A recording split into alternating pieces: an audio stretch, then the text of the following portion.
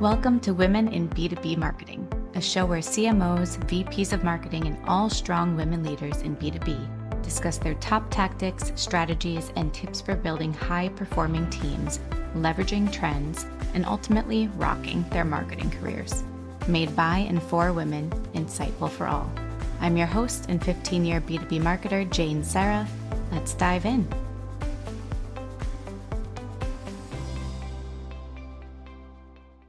Welcome to Women in B2B Marketing, everybody. Thank you for joining us today. I'm super excited to have with us Kerry Penny, who is the SVP, Global Head of Marketing and Employee Value Proposition at Kin Carta. And yes, we will get into that title on this episode. But she is also newly-ish named CMO of the Year by Gartner this year. So congratulations and welcome to the show. Thank you so much for having me. This is so exciting. Yeah, I'm pumped. And I also love your artwork, by the way. For anyone who can't see, RBG is on the wall. Yes, I have a good story about Ruth, actually. When I was working at a previous company where you hit a certain level and you got your own office with a door, very old school. And when that happened, my dad actually had that painted for me because he said I should have another powerful woman with me in the office. And so now Ruth goes from office to office with me. So now she's in my home office. Love that. Yeah. Oh, what a cool dad you have. He is a cool dad. That's amazing. Yeah, he's a cool dad. Oh, I love that he gets it. It's so cool. And I love it. It was really well painted too. So we'll send some video clips and eventually we will get this on YouTube. So perfect.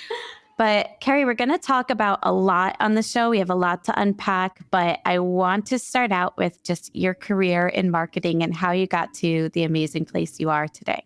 Yeah, it's been a journey, but I am one of those people who, like, day one of college, I was like, I'm majoring in marketing. I love this. Same. I have an internship when I'm 18. Like, I knew it. I loved marketing and I still love marketing. So it's just a part of me and who I am. But I spent a lot of time, anybody who's having a hard time in the economy right now, like I also graduated from college right when every single marketing job was eliminated off the face of the planet. Like I graduated college and started bartending. That's all that there was. And the very first job that I had was actually a group of people I met who were all in that weird, what are we going to do phase? And we started our own company.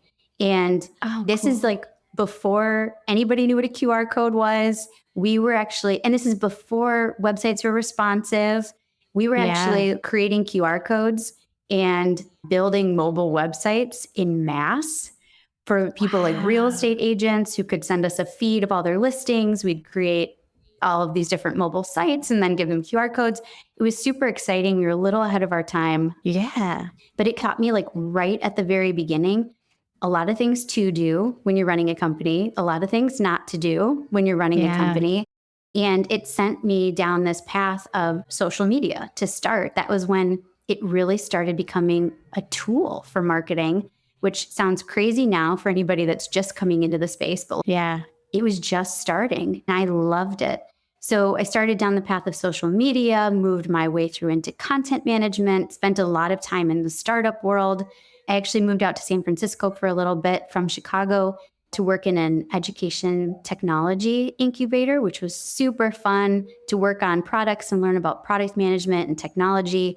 And then from there, after spending a lot of years doing that and bouncing around, I thought, if I really am serious about going down the CMO path, I feel like I need to broaden my experience. I feel like I need to at least understand the B2B space. So I dip my toe in, I'm going to spend maybe a year or two, figure it out, and then come right on back into technology. And what ended up happening is I loved it. And I've ended up spending the rest of my career in B2B, in professional services B2B. And so I spent about almost 7 years at the management consulting firm A.T. Kearney, now Kearney. And from there moved over to Kin Carta, where I've been for 3.5 years. And it's just been great. I love that. So a few things there. First, it's so funny. I distinctly remember QR codes being a thing. I think we graduated around the same time. QR codes being a thing there for a blip, like a year. And it was like really big, all the rage. And then it disappeared and felt antiquated. And now like pandemic brought it back into the mainstream again. Yes. It almost makes me feel crazy. Did we used to do this in the past? And it came like, but we did. The even crazier part is when I was doing that, we had to teach people how to download a different. Yes, there were specific apps. You're right. I was just thinking that because we didn't all have the right phone for that. It wasn't so funny. Yeah. Wow. Yeah. So funny how things have changed. I know. We're officially those people who are like, back in my day, we had to download a separate app for a QR code. So funny. So we were talking a little bit about this, but how B2B services and marketing in the services world is so different from marketing tech and SaaS. And yet I see this all the time too. I'm guilty of it myself, I'm sure. I always think SaaS, right? And we see that everywhere. Content is always geared towards SaaS companies, but there's a whole nother world that's just as lucrative, just as busy, just as many people are absorbed in it on the services side of things. So tell us what you're experiencing being on the services side and how it's different from what you saw when you were in the incubator days. Yes, it's so true. Like any podcast you listen, and I listen to a lot of podcasts. I go to a lot of webinars. I join a lot of events, and it is always SaaS, always. And I'm like, oh, there's this whole group of really great services marketers that are living in this very complex go-to-market. Like it's nothing like SaaS. And this is super oversimplifying, but in general, I feel like there's one product that solves like a handful of challenges with a very clear buyer, and everybody can align behind that. Very general. In services, it's like you've got 10 industries you're going after. You have 5 service lines with each one has 20 different capabilities, and the go-to-market is super complex. And at the end of the day, you're selling really smart people to other really smart people. There's not like a demo that you can do or like a try before you buy, which are all of these buying trends that are so important right now. So it is complicated, but it's also really fun. Like one of my favorite parts about working in B2B services is the content creation, because you could go like one day you are marketing and learning about like digital twins. And then the very next day, all of a sudden you're a logistics expert. And then the next day you're in luxury retail. It's always moving and you learn just so much every day. It's part of what drew me in to begin with. And honestly, what's kept me here. Yeah. Well, it's so interesting. You mentioned like a try before you buy component of SaaS. That's pretty common, like a demo or free trial or something like that. Is there an equivalent in the services side? I know I worked in the agency space for a little while. So back then we did audits, like free audits and then paid audits where you got a sample of our work. But does that still exist, or what do you do today for anything on that side? Yeah. So what we do, we call them HVOs, high value offers, which is free. And we try to give people a sense of working with us so you can get a feeling for the people. Because again, at the end of the day, you're selling people to people. It's about, do you feel like these are going to be good partners for you in achieving your goals and setting you up for success in your career? That's how you're choosing which consulting partner to work with. Yeah. And what I really love about the high value offer, so I am like anti-MQL. Anybody who's worked with me will laugh if they listen to this podcast, because I despise QL. I don't like gating content. I just feel like give the people what the people want, which is knowledge, and they will come to you when you make them smarter. But the HVO is an opportunity like so far down the funnel to actually, for a real reason, ask somebody to fill out a form. And that's what we use it for. Yeah. But that's our best try before you buy. Yeah, that's cool. I never heard the HVO side before. And I also agree on the MQL side. I feel like it's still something that is old school, but kept, and people are holding marketers accountable to it. But we are trying to break that trend and focus on pipeline instead. Yep. 2 things. When you say with services, we're selling people to people, I see 2 sides to that, right? The positive side is that's amazing, because that's what in SaaS we're trying to do, right? And we're like humanizing our tech and showing you the people, building personal brands so that we can get in front of the right people. You can do that, and it makes sense being the people that they'll be working with. So that seems like a plus. But on the flip side, I just remembered when at my agency days, a tough thing that happened is during the sales process, if they were too impressed by certain people that we didn't have allocated for that project and they were fully booked, but they helped with the sale, there was always a little issue on just who they wanted specifically to work on their project. What are your thoughts on those two? I think in the consulting space, it's a little different from the agency world in that you're not bringing in a whole team for a pitch process and like laying out everybody's names and faces. And typically a project that we would do requires a lot of technical staff too, that's very behind the scenes. They actually don't like to be in the front of the room. They'd much rather just be doing their thing. But I would say one of the cool things that we do is we changed how we do from a selling perspective. So you don't just sell it and hand it off to an account manager. You are the client lead, and it stays with you for at least a year. And if you're a new business person and you sell a project, you are with them for a year, and then you can move on as you've transitioned them into a more like long-term client lead. So we definitely appreciate the fact that you have to have that relationship with somebody. You have to facilitate a proper handoff. And that's definitely not something to do right at the very start of a project. Yeah. I used to joke because our company is Kin Carta, short is K&C. And I used to joke like those two K&C should stand for kickoff and contract. Like it needs to be the most important part of every single project that we do. Because if you can start on the right foot, it's going to set everybody up for success. So just like kickoff and contract. Yeah. Oh, I love that. Did you make shirts with that on it? I should have.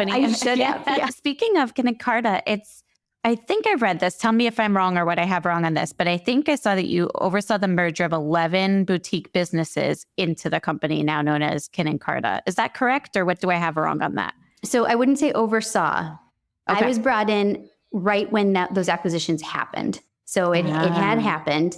And the global CEO of the company, his name was Jay Schwan at the time, he brought me in and he put me in this role of global head of marketing. And he said, you're the only person who sits in global.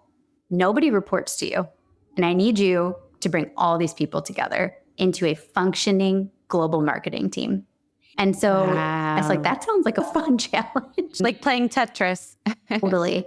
And the reason that that really is a challenge. If you put that in front of somebody, how do you set yourself up for success in a situation like this? Yeah. And the one thing that he had said to me, because I asked him, tell me why I'm doing this. Tell me why I should come here and work on this project.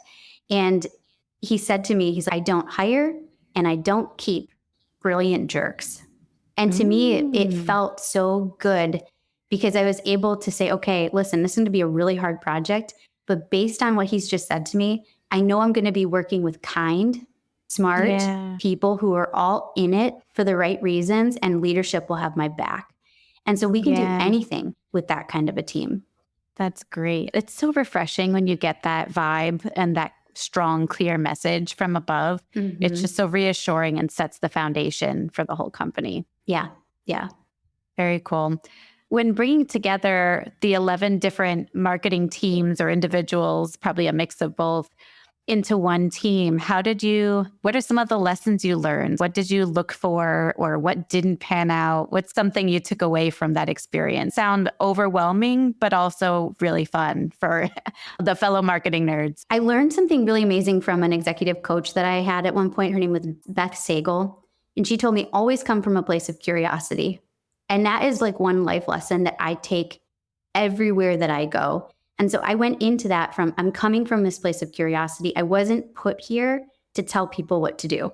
Nobody even reports to me. So I literally can't tell you what to do. So how do I just learn the best of what's working across everywhere? Learn why people hang on to the culture that they're coming from. What makes it so special that they don't want to let it go? And then how can I help to just facilitate the relationship building and the connections and bringing those things together through projects is the best way to do it. Like really highly visible projects that you can bring people together on, and the storytelling behind it, always shining the light on others so that they feel like you've got their back. And then identifying those people, title aside, rank aside, location aside, who are the people that have the most influence throughout the organization and build trust and relationships with them first. Don't worry about anybody else. It doesn't matter where they sit. Build relationships with them first, because that will change everything for you. Really good point. How did you identify who had the most trust and influence? Were there any kind of indicators or signals you looked for? I think it comes through like the names that you hear as you're like talking to people. Somebody will always say something like, oh, my go-to person. I feel like there's those little keys. But also for me, it was the people who were really welcoming, like genuinely welcoming. And you can sense that is their nature, and that's how they've gotten to where they are. And if you can just capitalize on that and figure out like, how do we make it so that everybody on this team feels that welcome to be a part of this new way forward? How do we actually operationalize that feeling? You know what I mean? Yeah. Was there anything that worked to get everybody together? I'm assuming people were in different locations. Yes. Did you bring everyone to one location for kind of a bonding, or what worked to gel everybody together once you had the team situated? I wish that would have been the case, that we could have done that, but everybody was so global. And I actually started smack dab middle of the pandemic. Yeah. Changed a lot of things. So at the beginning, it was all virtual. But once we could start to travel, I made a lot of trips in key moments. Like a mom with little kids, I don't take trips lightly. I don't just travel for travel's sake. But on really key moments, I made sure that I was there to make them feel like it really mattered. Because it did. It really mattered, and bringing people in. Probably one of the most fun and like crazy places I've ever been was we acquired a company in Bulgaria. And when I tell people I went to Bulgaria, they're like, what? It's not like a normal destination that people are off to. And I got to go and sit down and like feel the culture and the warmth and the love of this brand. And they were able to feel that from me, as well as we brought on this whole new marketing team.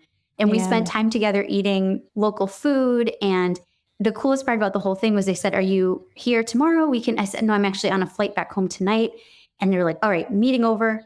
We need to go and see the city. And so we literally stopped the meeting. They took time out of their day to take me around and show me everything, drove me to the airport. Like I said, if you come to Chicago, I'm not driving you to O'Hare. I'm really sorry. But that's how genuinely. We'll get you an Uber. But it was so amazing to be there and experience it. So even if you can't go everywhere, like those moments that really matter, it makes the world of difference. And now I have these great relationships and like true friendships and great working relationships with people literally on the other side of the world.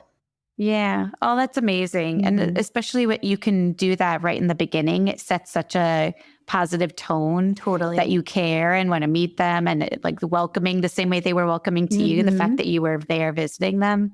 Yep. Very cool. Yeah. With the whole team coming together during the pandemic virtually and being global, were there any kind of tips or tricks that worked to unite everyone, a certain meeting style or email or communication that worked to help foster that?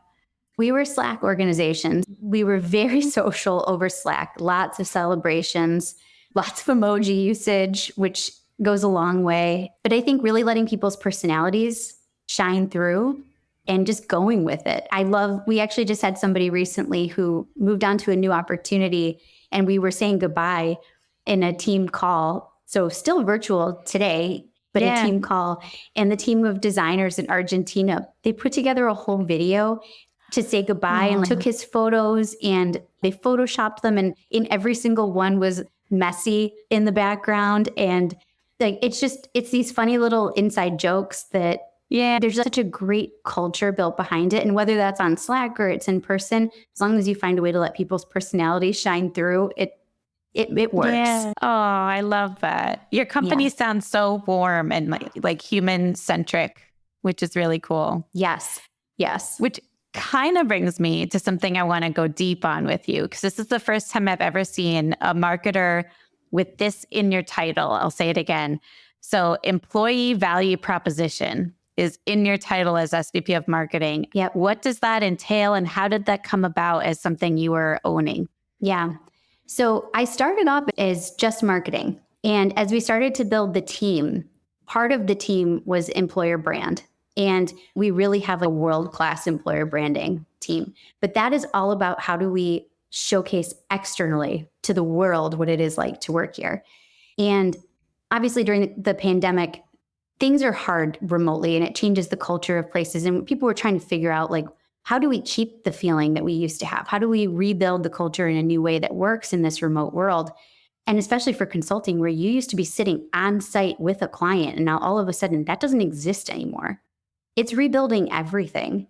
It became very clear that while we were really good at telling the world how great it was to work at Kin Carta, we weren't so great at reminding ourselves internally at what this new reality for us looked like. So I actually went to lunch with that same CEO, Jay Schwan at the time, and we just had this hypothesis that if you build a really strong internal brand with employees that they don't just believe it, but they live it and they breathe it, you can't miss. Like, your external brand will follow because people feel that coming through all of your employees. And so he put it on the table. Would you want to take on employee value proposition? And I thought about it for a second. So I'm not an HR person. I don't want you to know I'm not asking you to do the HR side of it, just the EVP side of it. Let's give it a shot. And so what that looked like was bringing on a team whose job was culture.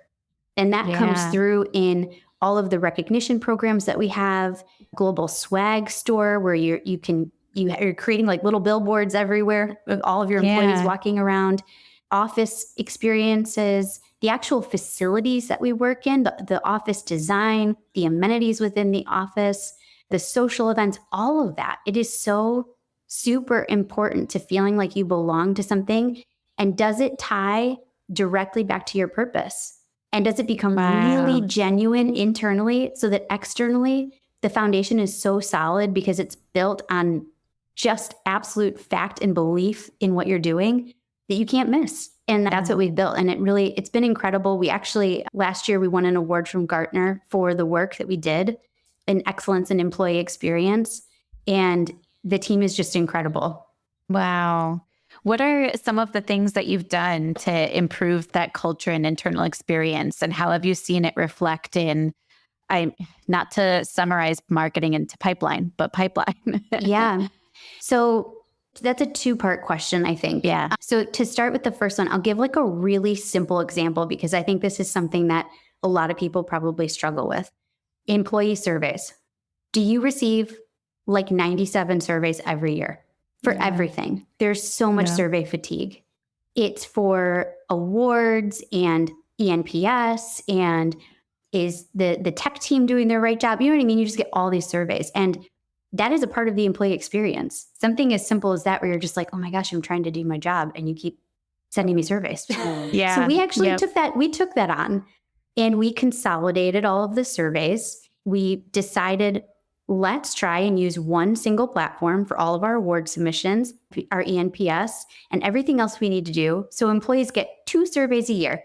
They know when it's coming. We use that data for everything that we want to do. We streamline the process. We own the action plan afterwards. And it's very clear for people why they're doing this, what we're doing with it, and the impact that we had. That is so simple, but that is a part of the employee experience. So finding moments like that, it really made a difference. Maybe just one additional example too, as people are struggling with how do you actually create culture in a remote environment. Little things like if you were having a hard day or you had a big day, like you were closing on a house tomorrow or something like that, and you came to work and you were excited or you were sad, your colleagues were there and they probably took you to lunch, or maybe they stopped at the farmer's market and brought you flowers, something like that. So we recreated that through what we called Moments That Matter. We gave every single person in the company a budget, a Moments That Matter budget. It is up to you.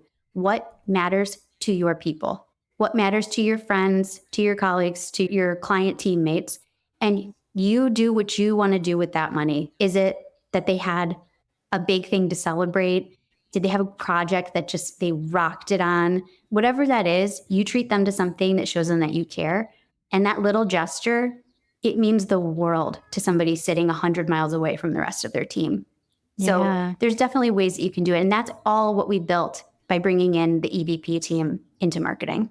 Wow. Yeah. I love that so much. Moments that matter and just giving, it's like leading by example, right? I'm sure you've shown yourself doing that for people and then enabling the team to actually share and reward or comfort their coworkers, just building that bond between them as well. Yeah. Very cool. And I'd love to answer your question about pipeline because I think it's super important. I recently read this book. It's called Culture Shock. And essentially, it says that the biggest leadership imperative of our time is company culture, which could not be more true. As when I picked it up, I was like, yes, this is what everybody's grappling with. How do we maintain culture? And within the book, it has this thing called the Gallup pathway, where the ultimate end goal is an increase in your stock price, which for every CEO, that is the ultimate end goal. Your share price increases. Yeah. And if you follow the pathway backwards, each step before is the best indicator of success for the next step. So an example of that is if you're going to increase your stock price, the very best indicator of that is an increase in revenue. While a lot of people spend time in cost cutting, and that is certainly a part of it, the best indicator of success is actually an increase in revenue. If you follow the pathway backwards, engaged employees are one of the steps that lead to an increase in stock price. When you have engaged employees, it is the very best indicator of engaged clients, which is the hypothesis that we had when we sat down and brought employee value proposition into marketing. How do we actually create engaged employees to influence and create engaged clients who continue to buy projects who create lifetime value? Love that. It's almost like investing in your people and your team ends up just because they're people, right? And the people are the ones who have the relationship with your customers. Mm-hmm. So building them up and supporting them, it obviously transitions over to the customer side of things too. Exactly. Wow. Mm-hmm. I know as soon as I saw this when you were DMing me, we were DMing about this episode that you shared this book and I instantly bought it. So I'm very excited to dive into it. Good. I feel like it sounds like a book that every C-suite should read to know the value. Yes, of people. absolutely. My theory for reading is I do one business book, one for pleasure, one for pleasure. Yeah, same. Yeah. And so it is a lot. It's like heavy stats. So when you go from something like very different than that, it's a lot to take in right away. But it is, as you're reading it, I think you're just going to be like, yes, this is the problem that we are all struggling with right now. And I love taking it down to the employee level because it's a reminder of why we are here. We don't all come to work because we have this emotional connection to a brand. We have an emotional connection to the people that we work with, and the people happen to work for that brand. Yeah. Oh, that's so beautiful. Have you seen anything translate? Like, how do you track this? So I personally don't think it matters so much, right? That you want the people to be super happy and you should just want that for what it is, right? Mm-hmm. And not be tracking, okay, we're investing in these people. We're giving them budgets for moments that matter. How is the ROI? Hopefully that's not a conversation being had. But I'm curious if you have happened to see, like, since implementing all of these amazing programs and internally improving, not that it seemed like it was ever something that needed improvement, but the just compounding of the great environment and culture that you have there. How have you seen that reflect in pipeline or any other results that the CFO would be tracking? Yeah, I'll give you a couple examples because I think people could do it how it makes sense for their company and what they measure, but I can give you a few examples of how we've done it and then the ultimate example that you ladder up to. So you can look at things, and these are the things that we look at. Attrition numbers. Is it up? Is it down? Is it seasonal? Is it different? So we write people stories, right? Are people willing to be in those stories? Do they feel enough brand loyalty to tell their story? And then track that all the way through the application pipeline. Do people cite seeing those stories as a reason that they applied to work here? Because we do ask people, like, what did you see? We have a very robust awards program that we apply for. And you need all of these engaged employees to be able to tell stories to apply for these awards. And again, track that all the way back down, did somebody cite seeing that award as the reason that they applied? Yeah. And so there's a lot of different ways that you can tie it together. The ENPS is a very simple one. Have you seen that track up? But for us, the ultimate goal, and what I would encourage anybody in the leadership position to do, is make culture part of your strategic mandate. And so what Kin and Carta did was we had 3 what we called BHAGs. We called them big, heroic, audacious goals. You might have heard it differently, but we called them big, I love heroic, way better. Yes. And one of those goals was to become an internationally recognized best place to work. We made culture one of the top 3 goals for 5 years for our organization. And so everything we did was, how are we going to measure that? What does that actually mean? Because I don't want to just come out and say, we did it. Like anecdotally, everybody loves working here. No, but what were we measuring to get there? And so we looked at number of applications influenced. We looked at our ENPS scores. We did track how many awards did we win. And then the ultimate goal was actually a survey to our staff from the Great Place to Work company. And we were able to certify as a great place to work in every single location in which we operate. And to me, that says it all, because people are honest. Yes. Yeah. Exactly. I remember sending those surveys in the past at different companies. And there's no way to, not that you would want to sway anybody, but there's no way everybody's taking individually. So it's very cool. And I like that you are tracking. It's so funny because this does tie back into marketing. So I see the connection here, right? You're looking at, instead of lead source, right? It's applicant source and what details were shared then. And I bet on the flip side, you probably sometimes get people that are coming in as new customers or prospects because they heard about you through either the Great Places to Work or through seeing these videos and hearing about the people and wanting to work with those amazing people. Yeah. And we're actually strategic about it. So when we tell a people story, we're not just picking somebody who we know this person's going to say great things about working here. Like we're going to tell a story about them. No, if we're pitching an agriculture client and that's coming up, we're going out and finding somebody internally who's worked on ag clients for the last 10 years. And are we trying to sell them data?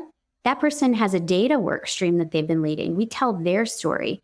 And then we take that people story, we use it for recruiting purposes because we want more of that profile of a person. But we also put that into our account-based marketing programs and serve that ad up so that when that exact person walks in the room to do the pitch, the people are already primed. They're like, I know this person. I feel like I know her already because it's part of the marketing. So it all ties together. And you need to have that employee value proposition in place so that person genuinely tells their story. They believe it, they live it, they breathe it. It is real. And then the client feels it, and then that tracks up to revenue. Wow. I love that you bring this back into your ABX campaigns. That's so smart. So it's being very strategic. You know who your target accounts are, who's coming in, and bringing the people story into that. And it's all genuine at the core, which is most important. And that's exactly it. The foundation is genuine. Yeah. Oh, very cool. You know what? This makes me think marketing teams oftentimes get tasked with a lot of HR things, right? And HR communications and, okay, we need to get swag for this. How can you help with this? We get pulled into it. And I feel like a lot of our reactions are like a little disgruntled or like, can't because I'm so swamped on all these other things to drive pipeline. But we get pulled into it anyway. It makes sense. I can see how owning it, because then you take pride in it and you carve out time and you have a team that can work on this. I could see it being owned by marketing and how it can all come full circle with what you're explaining here with ABX campaigns. And then we put a little bit of I feel like marketers are really good at process and like, how do we make something simple yet creative? So something like swag, instead of doing all these random one-off orders for swag to just appease people, we built a swag store globally.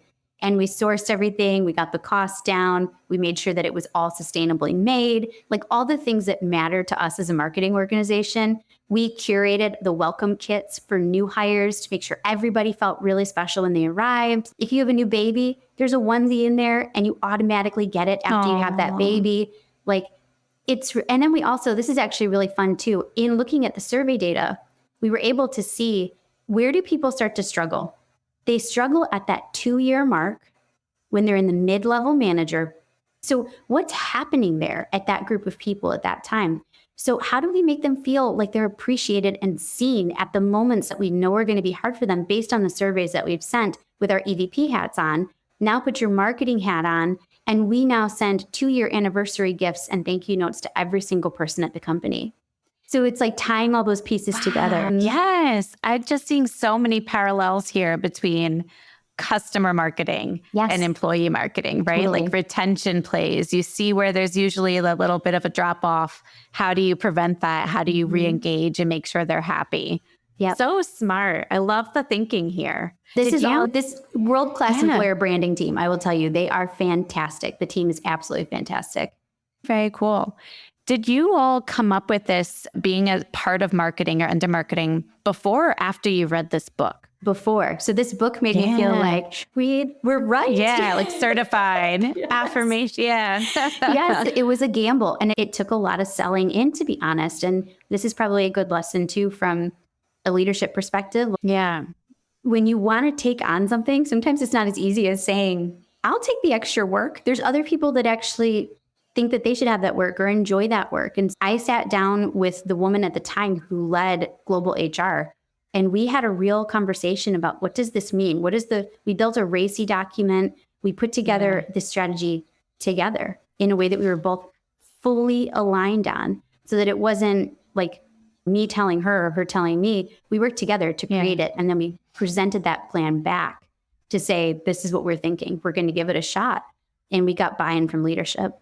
Very cool. And I'm imagining you still are very much working closely with HR and making sure things are aligned, feeding information back to one another. That's exactly right. Okay, I'm seeing another parallel here. I keep having these little light bulb or aha moments that you definitely already know. But this is it. HR is like your sales counterpart in this case, right? Yeah. All about that alignment and sharing information back and forth to strengthen your campaigns for the employees. Yeah, that's exactly right. And our employee branding team and our employee value proposition team, they meet with talent every week to just understand what are the numbers, what are the roles you're trying to source for, how can we customize the campaigns we're running to make sure we're helping you. Everybody is talking to everybody. And then if we win one of those awards that we've applied for, we make sure that gets put into the pitch decks. We make sure that it gets updated in the recruitment scripts that are used. Everybody is talking to everybody. Wow. And at the end of the day, because you are focused on this, the company attracts and then retains the best people, right? I imagine, because word of mouth comes around that this is really how the culture is. This is actually how it is behind the scenes. And then more and more people will come and retain. Hence, the best companies would want to work with you. Yes. I wonder, do you see that this could translate outside of services into a SaaS company? Totally. This is just a way to get good talent and build culture. And at the end of the day, whether you're selling people or you're selling a product, you still want to work with good people. I think everybody has had that account rep that they either loved or didn't. And it influenced how you felt about the product itself, whatever that product was. You know what I mean? Yeah, that's such a good point. This has been super eye-opening for me. And again, I'm going to read the book and I'll probably nerd out with you. Maybe we can have a book club thing afterward. If anybody reads the book alongside, feel free to, not to speak for you, but feel free to DM Kerry on LinkedIn and chat about it. Very cool. I know we're almost at time. I want to ask you one more quick question.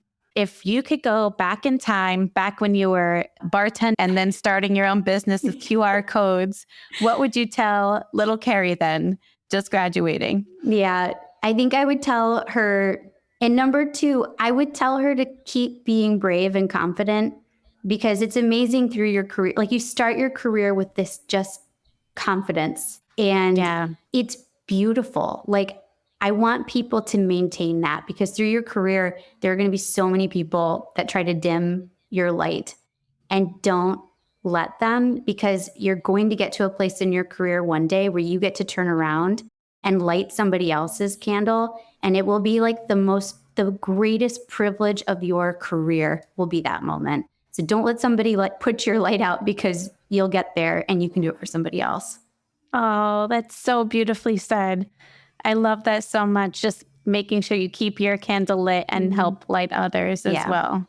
Yeah. Oh, So good. And take the coding class. Agreed. Take the coding class. Something I wish I'd taken. And maybe a graphic design class. Right? Both. Yeah. Because we're just at Canva. Canva's great, but it's good to have the chops behind it. Totally.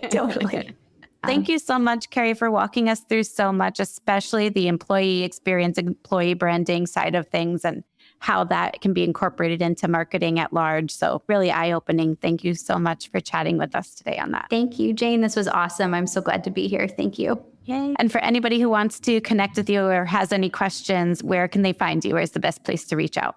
Yep, they could find me on LinkedIn. It's probably the best place, and I'd absolutely love to connect. Or you can find me. Kin Carta was just acquired by a company called Valtech. So I'm moving over to Valtech. Super excited to lead up brand and content for them. Cool. But you can find me over at Valtech. Cool. I can put all the links in the show notes too. So Perfect. Thank you, everyone. Thank you, Kerry. And thank you, everyone, for listening today. Find us both on LinkedIn or on the websites, either way. And if you like the show, please share the show with a friend, give us a rating, give us a review. It helps us get in front of more people, more marketers. So thank you, everybody. Have a great day. Bye.